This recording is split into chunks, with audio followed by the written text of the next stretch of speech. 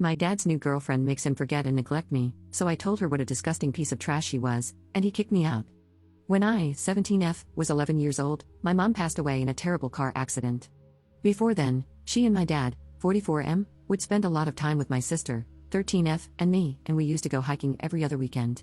My dad became a shell of his former self after the accident, and it was the hardest year of my life. It still hasn't gotten any easier. 2 years after the accident, my dad started dating a woman named Nicole, 34F, and 4 years after that, they got married. Nicole never made any effort to talk or get to know me or my sister, she only seemed interested in my dad. Early on into their relationship, my dad would invite her to go hiking with us, but she didn't like being outside, and over time, my dad stopped taking us on our weekly hikes. After that, my dad started going on elaborate trips and frequent nights out with just Nicole, leaving my sister and I home alone. I saw my dad come out of his shell, but it turned into something else entirely. I started feeling neglected and like I was losing my father. One time he even forgot Mom's birthday. After Nicole came into our lives, my dad just wasn't there anymore. One time, when my sister and I were home alone, she fell down the stairs and got a huge cut on her forehead. It was clear she needed stitches, so I called my dad immediately. Nicole answered the phone, and I told her to give the phone to my father. She refused, saying he was busy, and before I could get another word in, she disconnected the call. Embarrassingly, I had to ask the neighbor to bring us to urgent care, where my dad later met us. At one point, this woman removed my mom's picture from the fire mantle to put up a picture of her and my dad from their trip to Washington. The thing that tipped me over the edge was when she made my dad forget about my mom's birthday. Every year, my sister and I would go with our dad to visit my mom on her birthday. It was an annual tradition even before Nicole entered our lives. Nicole and my dad went on a trip to Florida and were supposed to be back 3 days before my mom's birthday. However, because Nicole gets motion sickness, my dad decided to break the drive back into small intervals to make it easier on her, and because of this, he ended up missing our annual trip. He didn't even call us. Not even a week later, he had the nerve to tell us that he had an exciting surprise: Nicole was pregnant. I got angry and told him, "How could you knock her up when you can't even be here for us?" I then looked at Nicole and told her she is a disgusting piece of trash and to get out of our lives. To that, my dad got angry and yelled at me to go up to my room. Later, my grandpa unexpectedly came over to pick me up. My father didn't text me anything. Even as I left, he wouldn't even look at me. It's been 2 days, and I'm still at my grandparents' home. I feel ashamed for saying what I said, yet I don't feel overwhelming regret. Edit.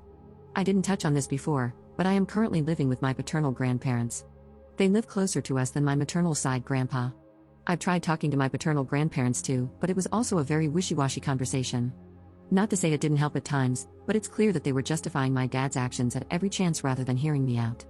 I don't want to live like this. I hate holding resentment, but I can't help it. Update 1. Hi everyone, it's been a while. Thanksgiving has come and gone, and we had dinner at my grandparents' house. When my dad and Nicole arrived, I asked if I could speak with both of them. My dad said he didn't want to talk and went into the living room. Nicole still remained by the front door, so I apologized for insulting her. She replied that she needed to leave and went to the living room. Overall, she still seemed rightfully angry with me. Dinner was awkward because my grandma would try to get my dad and me to talk, but he wouldn't really bother. After dinner, I pulled him aside and apologized again, but he ignored me and went straight to Nicole. I still wasn't sure if I was heading back with him or not, so I packed everything just in case. When he was getting ready to leave, I asked him if I could come back home, and he said Nicole wasn't comfortable having me home, even though it had been a few days since the incident. I spent the entire night crying on the phone with my sister. I called my maternal grandpa when everyone was still sleeping, and it ended up being a 2-hour call. I basically mentioned to him everything I've said here and how I want to live with him if possible. He said that as much as he wants to get me out of here, he can't do much without my father's approval. I hinted at a legal approach, but he said he wouldn't be able to see us if it got that far.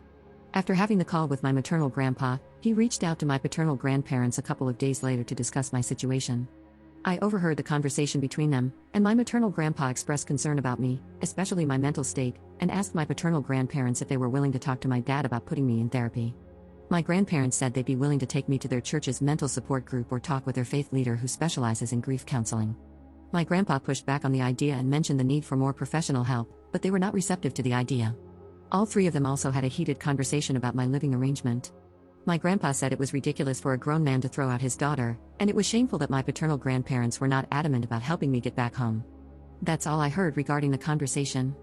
Now, my grandma started taking me to weekly private sessions with a faith leader. I'm not entirely happy with the arrangement, but it has helped me start to process my grief in a healthier way. Also, I am still living with my grandparents.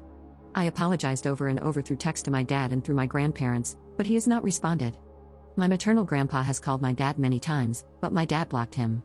I am contemplating telling my school counselor next semester all the details regarding my dad and not omitting anything to protect him.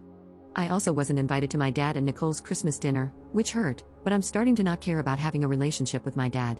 I don't know if my feelings will change. In a twisted way, it was good he didn't let me go back home with him. The space has helped me focus on myself. Update 2. Everything is a mess right now, so I'll try my best to be coherent. In hindsight, this was an idiotic mistake on my end, but after scheduling a meeting with my counselor, I mentioned it while calling my sister. On the call, I never explicitly mentioned my intention to report him, but she started freaking out and told me it wasn't a good idea. She ended up crying on the call, saying that I would be hurting our father if I reported him. I told her that I wouldn't go to the meeting to help her calm down. Regardless, I still planned on going to the counselor meeting. I scheduled the meeting during the second week of January while my dad was out in California. The night before the meeting, I received a call from my dad. He said that if I ever wanted a place to live again, I shouldn't spread lies about him to the counselor. I assured him that I would never do that, and that was the end of the call.